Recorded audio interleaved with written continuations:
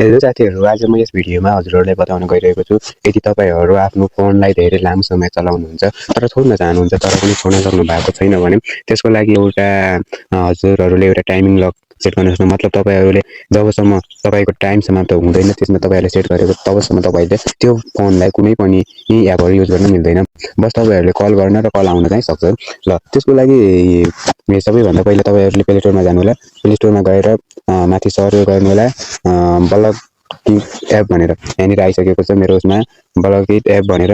अनि मेरो उसमा अटोमेटिक पहिला नै ओपन भएकाले तपाईहरूले इन्स्टल गर्नु होला। मेरो पहिला नै इन्स्टल भएकाले म सिधै ओपन गर्छु। ओपन हुँदैछ र ओपन भइसक्यो भने यहाँ तपाईहरूले के साइन अप गर्नुपर्ने हुन्छ। यहाँ चाहिँ यो जुन यहाँनिर दिएको छ नि यो यतानिर त्यही नै हामी राख्नुपर्ने हुन्छ। यहाँनिर के दिएको छ भन्दाखेरि VSLB capital by capital small by small जुन छ त्यही राख्नुपर्ने हुन्छ। त्यसरी अर्को हुन्छ एक्टिभ भनेको चाहिँ अब यसलाई हामीले एक्टिभ गर्नुपर्ने हुन्छ। फेरि यहीँ जानुपर्ने हुन्छ। अनि अब यसको लागि चाहिँ यसलाई अलाउ गर्नुपर्ने हुन्छ।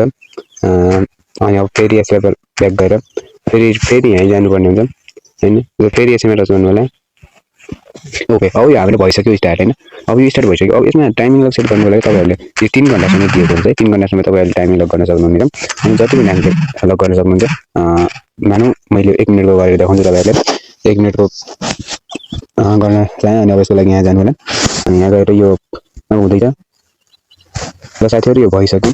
कल गर्न सक्नुहुन्छ। फेरि यहाँबाट तपाईँहरूले कल पनि गर्न सक्नुहुन्छ होइन।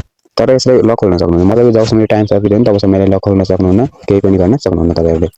ओके साथीहरू, 5 सेकेन्ड भइसक्यो। 4 सेकेन्ड, 3 सेकेन्ड, 2 सेकेन्ड, 1 सेकेन्ड। अब यो भयो। अब खुल्यो। अब यसलाई क्लिक गर्नु होला होइन। ल अब मात्र यो खुल्नेछ। होइन भने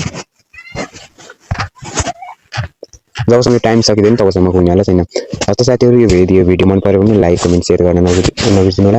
यहाँ भन्न चाहेँ